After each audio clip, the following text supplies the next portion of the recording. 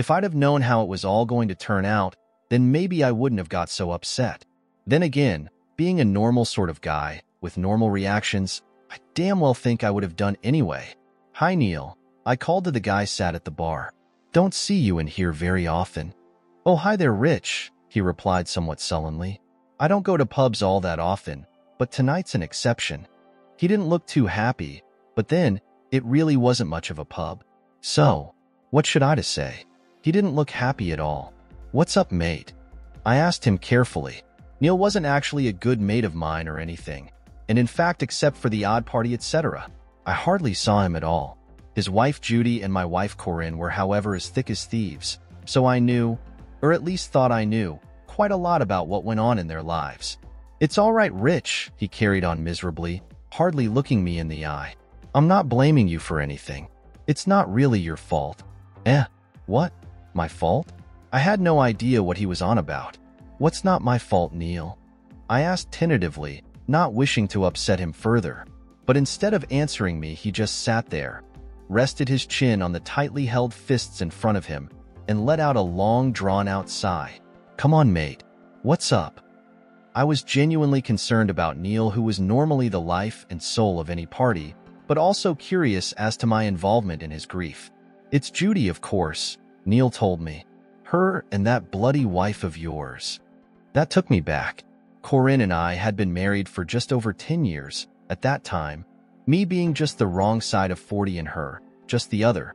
We were, it seemed to me, so suitably matched that we almost knew one another's thoughts. I can't say as I was too happy about some guy I hardly knew talk about my wife like that. "What the hell do you mean by making a remark like that?" I said firmly, but keeping my temper in check. "Oh, come on, Rich," he scowled at me. "Don't play the innocent with me. You know damn well what's being going on." Something was going on? What the hell was going on? What was he on about? "I don't know what you're talking about, Neil," I told him, deliberately keeping my voice steady, realizing quite how upset he was. "Oh no, Rich," he just about spat at me. "And I don't suppose you know anything about the Golden Flower either." I just shook my head in denial. Never heard of the bloody place. Sounded like a Chinese restaurant or something. I hoped he'd go on, but to no avail, and slamming the remains of his pint down on the bar, he stood up, glowered at me, and stormed out of the pub without another word, leaving me standing there, my insides churning. "What was all that about then, Rich?" asked Fred the landlord, walking over towards me. "Buggered if I know, Fred," I replied. "You'd better give me a pint of best. I've obviously got some thinking to do." I sat there nursing my pint, wondering what it could all mean, and the one thing that kept coming to mind was surely the least acceptable. But what were Judy and my wife up to that would upset Neil so much? And why the hell would he think that I knew all about it? And for Lord's sake, what did a Chinese restaurant have to do with it? No idea, forget about it for the moment. I'd ask Judy herself when I saw her later, but I had a sinking feeling that it wasn't going to be that easy. "Ever heard of a Chinese called the Golden Flower?" I questioned Fred, but he couldn't help me, and had no more idea than I did. It was a very puzzled man that walked home that evening, wondering what on earth I was going to say to Corinne, with no idea where this bloody Chinese restaurant was, and wondering whether I'd get a truthful answer anyway. "Hi, honey. Have a good day at work?" Nothing odd there, was there? I guess I'd half expected to get home and find her in tears or something. So, I replied. "Stopped off for a pint at the Red Lion." "Good," she went on smiling at me. "You work hard enough and deserve a pint now and then." Neil was in there, I mentioned as if it was just a passing comment, and I wasn't sure if I noticed her stiffen just a little. He seemed a bit upset about something, I carried on, and this time I couldn't help but notice her face lose its smile for a moment. "What about that order you were chasing, Rich?" Corinne asked, all too obviously trying to change the subject. "Any idea why he'd be so upset?" I asked, dragging the subject back. "No," Corinne replied, looking away from me. "You were telling me about the order." "No, I wasn't," I countered. "We were talking about Neil." Corinne looked at me unhappily, told me that she had no idea why Neil would be unhappy, turned, and disappeared upstairs without another word. Bugger it. What about my dinner? I guess that wasn't the most important thing on my mind at that moment. I chickened out. I knew it. She knew it. and we didn't talk about it. I tried to pretend that nothing was wrong, and Corinne tried to pretend that everything was normal. What a mess. What a bloody awful week that was. I was in denial, and Corinne? Well, I don't know. I didn't know then, and I don't really know now. I'm not sure why, but I looked up all the Chinese restaurants for miles around and couldn't find a single one with a name anything like the Golden Flower. I copped out of asking her, and I admit it. You may think different, but when the woman you love and adore seems to be hiding something from you, then all you want to do is hide yourself. Believe me, that's the way it is, if you love her enough. That Chinese place you were trying to find the other day, Rich, Fred, the pub landlord asked me as I sat forlornly at his bar one evening a week or so later. Did you ever find it? No, Fred, I answered him. Looked through the yellow pages and all, but there's nothing like it in the area. Did you look in clubs and lounge bars? He asked. I hadn't, of course. There's a place with that name in the center of town, he informed me. A bit classy maybe for the likes of you and me, Rich, he joked. But apparently it is the place to be seen in by some. Well, that sparked my interest, as you can probably imagine. I had to know where it was. An hour later I found myself parked outside the place, all obscured lighting and subdued ambience. Oh well, I half expected that I'd be refused entry, but they let me in no problem, even though I was hardly dressed for a night of wining and dining. But it was early. I found myself in what was apparently a bar lounge. What was that? Well, I hardly knew myself, to be honest. But looking round I discovered that it was a fairly upscale club sort of place, with a bar, a small dance floor, some private booths and all. Just the sort of place that one might want to go to pick up women. Except there weren't any. Bit early for the ladies, my apparently personal barman enlightened me. They don't normally get in till after 10 o'clock or so. I can wait, I let him know. Be worth your while, he expanded. I took a sip of my drink and wondered what to say next. The decision wasn't too difficult. Does a woman called Corinne Walters still get in here? I asked, as casually as I was able. There's a couple of Corinnes, he replied. What does she look like? Blonde, I responded, trying to remain calm, even though my heart was pounding away like crazy. About 5'4", nice legs, medium build, quite decent-sized chest. Comes in with a redhead? He queried. Probably, I replied, shocked that I had hit pay dirt so quickly. Judy was indeed a redhead, and they weren't that common. I nodded my head in agreement. Even though I was boiling over, I was still trying to play it cool. He carried on. Comes in most Wednesday nights, and sometimes during the week after work, I suppose. And what does she do when she's here? I asked. Damn it. Too specific. Too direct. Too damn involved. She a friend of yours, or what? The barman asked, backing off somewhat. Just a friend, I confirmed, but I'd spooked him, and he wandered off to the other end of the bar. Damn it. It was a good 10 minutes before he came back my way, and what a surprise. He wasn't quite so friendly. Another beer, please, I ordered, and passed over a 10-pound note. Keep the change. To say his eyes lit up would be an exaggeration, but without doubt I had his undivided attention. This Corinne, I questioned him. Just what does she get up to? What do her and her friend do when they are here? We eyeballed one another for what seemed like an eternity, and eventually it was him that broke down. Is she your girlfriend or something, mate? He asked. What's the interest? My wife, as it happens, I decided to tell him honestly, and I want to know what she gets up to on her night out with her friend. He backed off yet again, but a 50 put on the bar, even though I kept my hand firmly on it, opened him up again. She comes in with the redhead, as I told you, and they dance a bit, chat a bit, he informed me. The normal sort of thing? The normal sort of things married women do in a place like this? I pushed him. A lot of them are married, he conceded. They flirt just as much as the single girls, and sometimes even more. What about the two we are talking about? I would say, he said, hesitating before he went on, I would say that they're not much different from the others. So they flirt with the guys here, do they? I guess you could call it flirting, he admitted, his eyes falling to the 50-quid note still under my hand. And how far does this flirting go then? At this, he simply shrugged his shoulders and gave me a blank stare. I slid the note a little further up the bar, but kept my hand firmly upon it. I didn't need to say anything else to encourage him.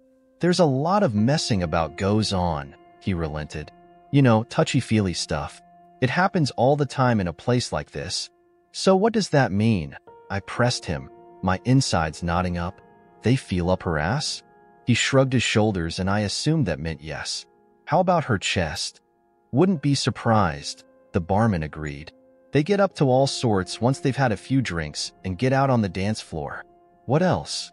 That was the question, wasn't it? And he remained silent, again eyeing up the 50 that I still kept imprisoned under my hand. Sliding it over to him, I released it. Well, it was the ultimate question. Some of the girls go outside with the men, he admitted. I'm not saying those two do, mind you, but I don't exactly keep tabs on what all my customers get up to. I've never seen them actually leave with any guys, but as I said, he left the rest unsaid, for me to read as I would. I pressed the barman further, but he wouldn't tell me more, and to be honest, the information I already had made a further investment a waste of time. I went home. Was it still home? Yes, but not like it had been before, and not like it would ever be again, quite likely. Hi, honey, Corinne greeted me as I walked in the door. You're late. You been working overtime? No, I answered her as casually as I could. Popped in at the pub and had a pint more than normal. That's okay, darling, she told me, smiling and walking over towards me, holding out her arms to me to give her a welcoming cuddle. Was this all a coincidence? Or had her sudden mood change have anything to do with my movements that night? I couldn't believe that the barman had rung her to warn her. Then again, I still couldn't believe that it was my wife that he'd been talking about. Nonetheless, I took her in my arms and wondered, not for the first time, at just how wonderful her firm chest felt crushed against my chest. Then I remembered that there were apparently plenty of other men who had enjoyed that feeling recently, and the magic of the moment was snuffed out. I wasn't ready to have it out with her yet, thinking that I needed a little bit more evidence. After all, he hadn't actually told me that she'd gone off on her own with other men. But then he hadn't exactly said that she hadn't. Still, didn't mean I couldn't a little, did it? Find out anything about why Neil was upset the other night, Corinne? I asked, still holding on to her so she couldn't escape. No idea at all, she came back, almost too quickly, as if she had been planning her response. Why should I know? Well, Judy's your friend, I reminded her. You go out for a drink with her every Wednesday. I thought she might have mentioned something. Corinne made an effort to pull away from me, but I held on tightly, not letting her get away, and not letting her avoid my questioning. She hasn't said anything to me, Corinne replied shortly. Judy hasn't been messing around behind Neil's back, or anything, has she? That was upping the ante somewhat. How would I know? Corinne shot back, trying to wriggle out of my clutches. Well, you go out with her on Wednesday nights, and you never get home till late. I just thought that you might have noticed her messing around with some guy or other. Of course I haven't, Rich, she blurted out. Why are you asking me questions like this? So you're sure that Judy isn't F about behind Neil's back on Wednesday nights then? I pressurized her even further. You're sure about that? Get off me, Corinne cried out, at last managing to push me away. Stop treating me like this. I haven't done anything wrong. I didn't accuse you of doing anything wrong, Corinne, I pointed out to her. We were talking about Judy, not you. Why would I think you have done something wrong? The look on her face spoke 1,000 words, and with her eyes misting up, she turned and fled into the kitchen. Damn it, it was true. Trouble was, I still wasn't sure what was true. Dinner that night was quiet as one could imagine. I didn't accuse her of anything and she volunteered nothing, and for the next few days we continued our unhappy existence as before. Wednesday night arrived and as usual, she got ready and went out with Judy. She wasn't dressed any different than normal. A pretty dress that wasn't too short and didn't show off too much, and a pair of unexceptional high heels. She looked nice. Very nice indeed, just how a husband might like his wife to be dressed when going out without him. See you later, Rich, she called to me. I won't be too late tonight. I just nodded and went back to reading my book, wondering what time not late might be. She normally didn't get back in till well gone midnight, by which time I was normally in bed. I determined to stay up late that night to see what time she really got in, and for that matter what state she would be in when she got home. Okay, so Corinne caught me out. About 10:30 I heard the front door opening, and in breezed my lovely wife, looking as fresh as a daisy. "Hi, honey," she called to me. "I missed you, so I came home early." I stood and took her in my arms and told her that I'd missed her for the last few weeks, that I'd missed the way we had always been together and how close we'd been, and that it hadn't seemed the same for several months. Corinne cried in my arms and said she was sorry for neglecting me, promising that everything would be different from then on. That night we made wonderful love together. It was the first time for some little time. So, where did that leave us? I was pretty sure that over a period of several months, my wife had been messing around behind my back. I was by no means sure that she had actually gone very far with any other men, and to be honest, I thought that she probably hadn't. I didn't know for sure, but that was what I thought. But there was no doubt that she had been acting like a single girl, flirting, necking, and probably letting other men feel her up, touching her, and probably letting them get their hands inside her tops. Now don't get me wrong here. I'm not saying I was happy about this at all, and in fact, deep down inside I was fuming. I really didn't want to end our otherwise wonderful marriage if I didn't have to. So maybe I could turn a blind eye to what she had done, as long as it was over. And it did seem to be over. For the next 5 or 6 weeks our marriage went back to being like it had in the early stages. Little smiles, little touches, and lots of loving. The two girls still had their night out together just as before, but they were always in before 11. So, story over you might think. Not a perfect story maybe, but with a bit of effort on my side especially, one with a happy ending. Of course not. I really should have known better. Around the 7th week of our idyllic marriage recovery, Corinne kissed me as she went out to meet Judy for their night out. "Hope you don't mind, honey," she smiled at me. "We might be a little later than normal. It's one of the other girls' birthday." "That's okay," I confirmed, smiling back at her. "Have a good time." I watched as she walked jauntily out of the room, dressed in a simple skirt that stopped just above her knees, and knitted top that covered her up, but without hiding the lovely shape of her chest. She looked nice, and I couldn't help grinning. Then I thought about it. She'd never mentioned any other girlfriends before. But that wasn't mysterious, or was it? Why did I feel that churning in my stomach again, the like of which I hadn't felt for some weeks? I don't know why, but I found myself picking up the phone and ringing Judy and Neil's home number. I hadn't spoken to him since that night in the pub all those weeks ago, and I wasn't sure what reception I'd get. "Hi, Neil, it's Rich," I greeted him. "Corinne's husband." "Oh, hello, Rich," he replied, not seeming unusual or anything. "What can I do for you?"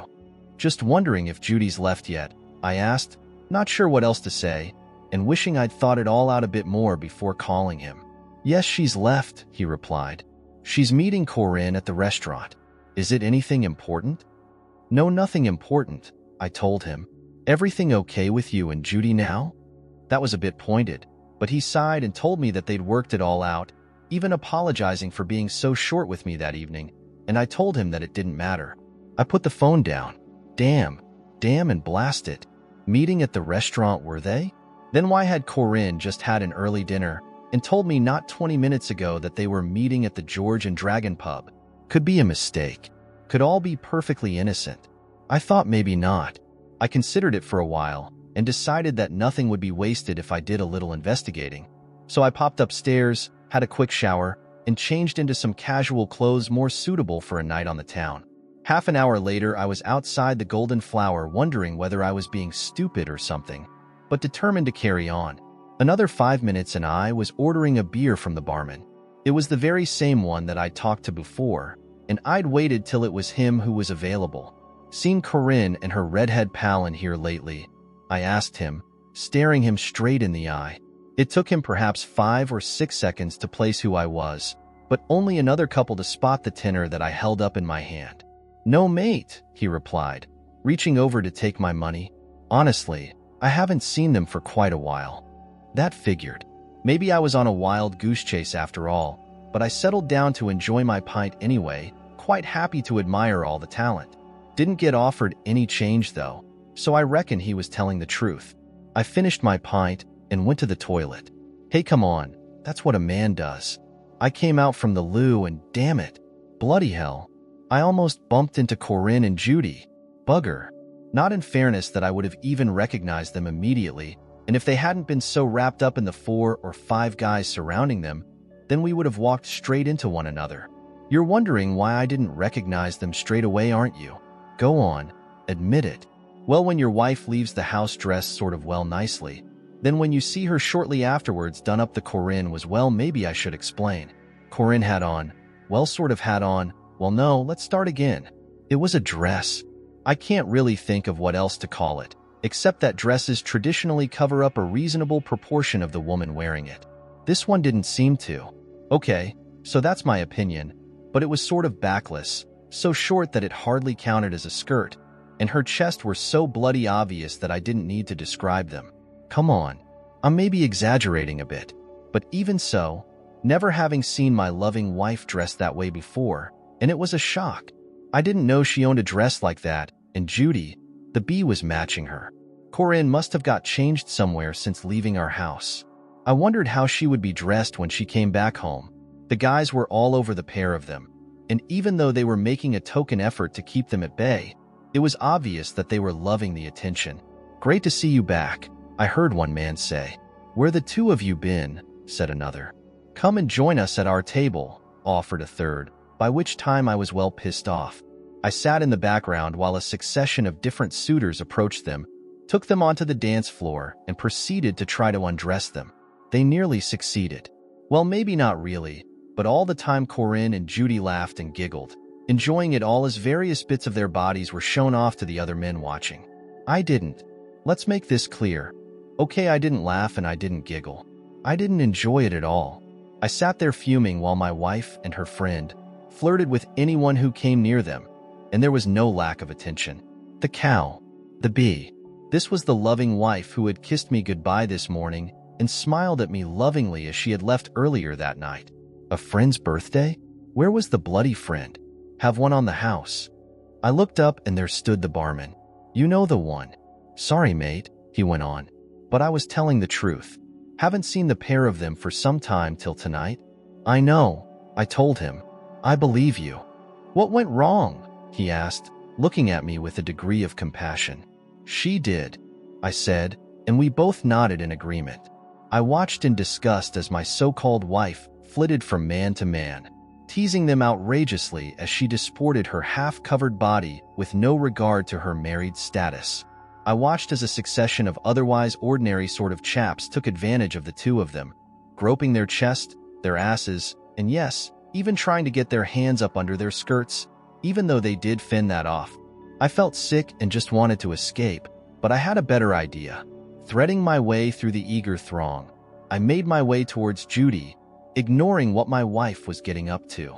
Eventually, she pushed some guy away with a laugh, and I slipped in rather neatly to take his place. Hi, handsome, she said to me, somewhat slurred due to the drink that all and sundry had poured down her. What are you after? As expected, she had no idea who I was, having hardly bothered to look up at me, more interested in what sort of package I had to rub against her. I grabbed her arse with one hand and a handful of her chest with the other, as she ground her hard up against my thigh. She groaned in appreciation, and we were not far from having it right there on the floor. Hi, Judy, I said calmly. Having a nice night at the restaurant? It took a few moments. It was amusing to watch as it dawned on her. Rich? It was all she said, as she stared up at me with a shocked expression. Nice tea, I answered as I squeezed one of them a little harder and slipped my hand. Get off me, you bee, she squealed when she realized quite who was mauling her body. What the hell do you think you are doing to me? Just taking advantage of the available market, I informed her, sliding a finger. No more than the other guys here are doing. Get off me. Get off me, you bee, she screamed aloud, pushing me away in panic. Do you think my wife might be more available to me tonight than you, Judy? With that, I stood back, only to find myself surrounded by a group of stroppy men, chaps, guys, whatever you wanted to call them. They all wanted to make the most of my wife and her friend, and as a group were happy to sort me out, beat me into oblivion if they wanted, and at that moment I would have happily taken the bleeding lot of them on. It was the barman. Turns out his name was Jerry, and perhaps my 50 and the other money was the best investment I'd ever made. Back off, you lot, I heard him shouting. Leave him alone, or you'll have me to answer to. What a mate. What a friend. Even though he was only a 50-pound friend, I needed him at that moment as I was about to be pounded to hell. Jerry cleverly separated me from the motley group and guided me over towards the exit. "F off, mate, while you're still in one piece," he wisely advised me, directing me out of the door. And me? I glimpsed Judy urgently grabbing Corinne, pulling her out of the clutches of some other Lothario, and shouting at her. As she looked over towards me, our eyes locked for just a short, stunning, small moment. I saw the shock. I saw the disappointment. I saw the shame on her face. Then I was gone. Even as I started to guide my car carefully out of the car park, I saw Corinne come charging out from the club. There was some guy hanging onto her, trying to hold her back, and even as I watched, she swung and smacked him full on the face, almost knocking him to his knees. She saw my car and came running after me, no hope of catching me, but not willing to give in. Only after 100 yards or so did I see her fall to the ground in the middle of the road, and as I drove away, I left her there crumpled up on the tarmac. Not an easy situation. Not for me and not for her. She didn't come home that night, but around 12 o'clock I got a call from Neil. "Hi, Rich," he started. "I've got Corinne here at our place." "So what?" I retorted. "She wants to know if she can come home," he went on. "Tell her to F off." I screamed down the phone and cut the line. I left the phone off the hook. Not a nice situation, eh? What to do? I didn't care.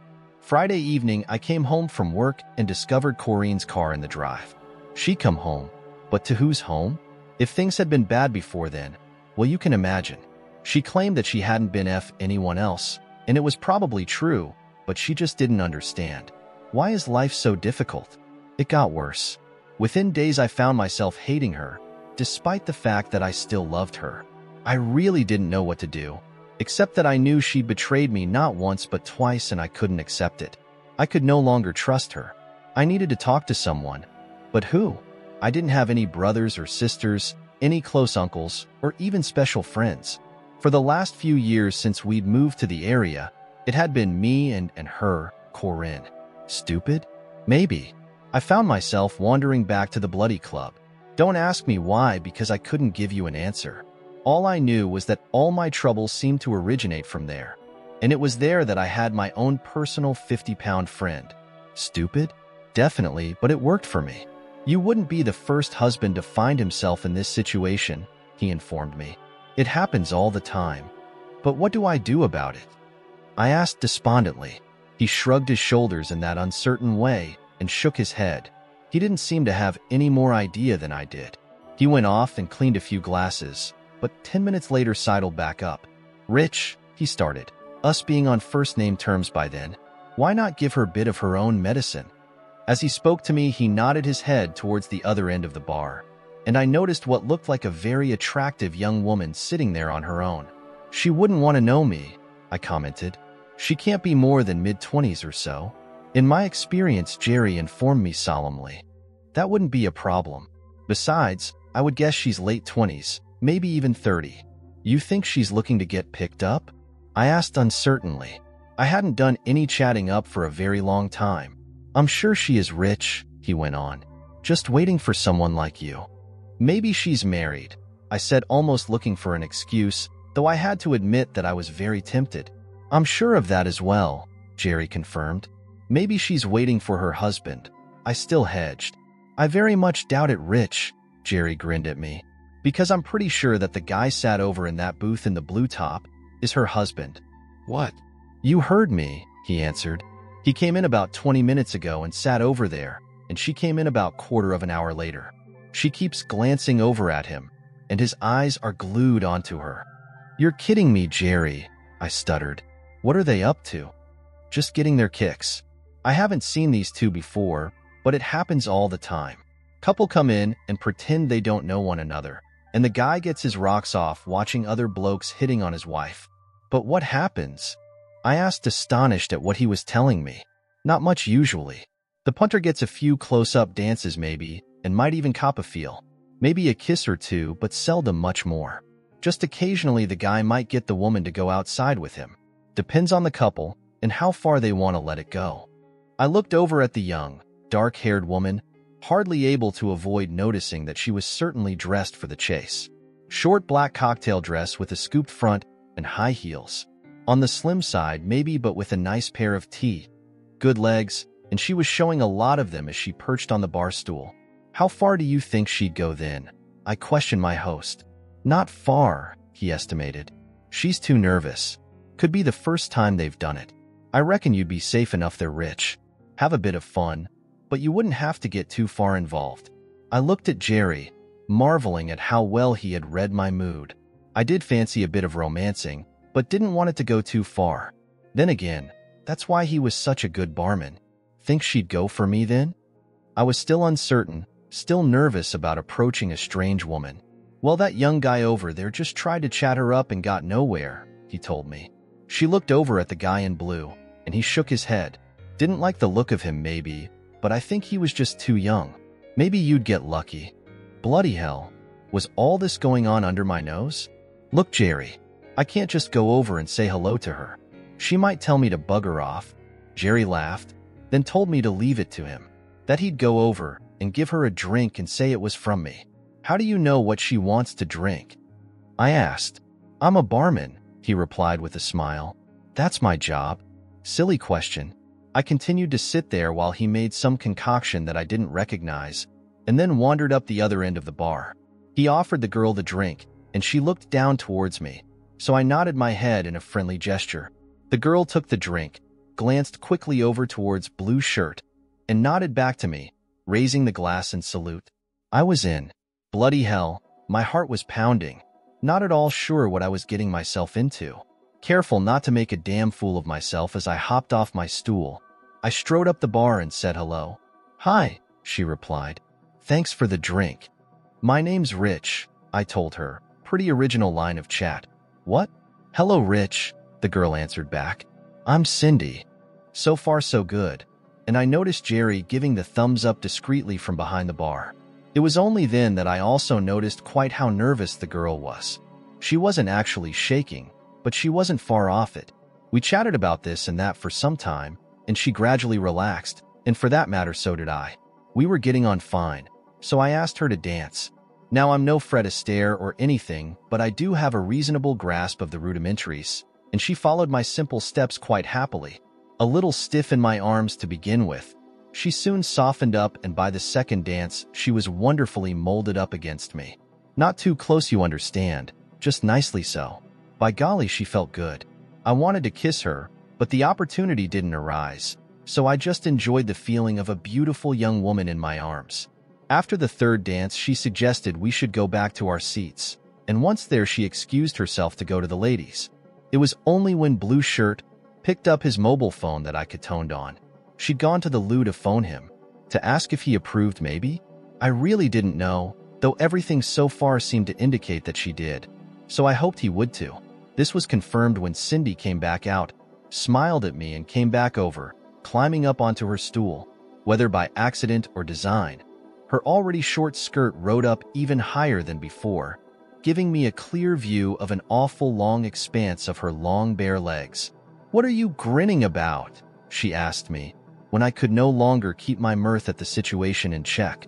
What do you think? I answered somewhat unkindly. Pretty as she was, I had no intention of being made a complete fool of by the two of them. To my surprise, Cindy slumped on her stool a little, and I felt that I could detect a tear in her eye, and I regretted the way that I had spoken to her. Sorry, Cindy, I said at last. I don't want to upset you, but it's all a bit obvious, you know. Listen to me. Talking like a sophisticated know-all man about town. Half an hour before Jerry had explained it all to me, then I'd been a complete innocent. I don't know what you're talking about, Cindy mumbled unhappily. You mean you don't know who Blue Shirt over there is then? I responded, but a little gentler. Oh God, why did I say that? I'd made her cry. What does a man do in circumstances like that? Well, of course I reached over and put my arm around her. Sorry, Cindy. I found myself consoling her. I didn't mean to be nasty to you. You're just like my damn husband, she sobbed into my shoulder. Before long, I found myself kissing her on her brow, consoling her, saying sweet little nothings to her, to try to make her feel better. Let's dance again, I suggested. pulling her up, aware that sooner or later Blue Shirt would realize that something was up with her.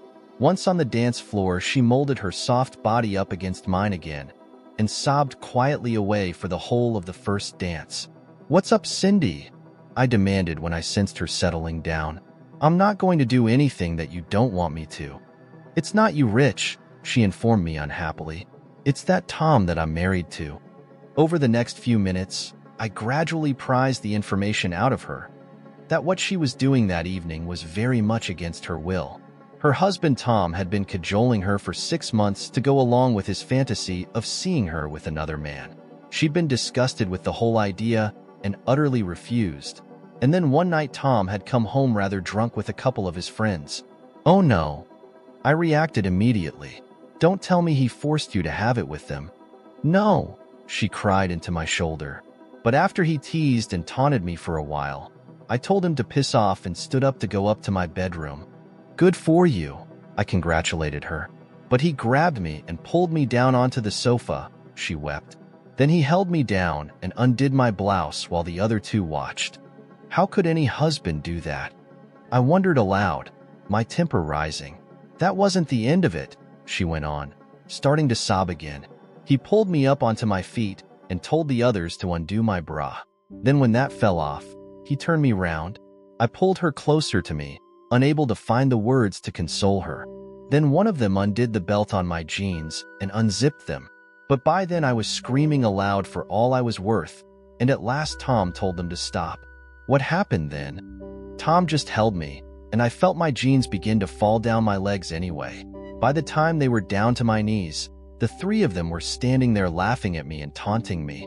What could I say? I felt like walking over to Blue Shirt and smacking him one on the nose.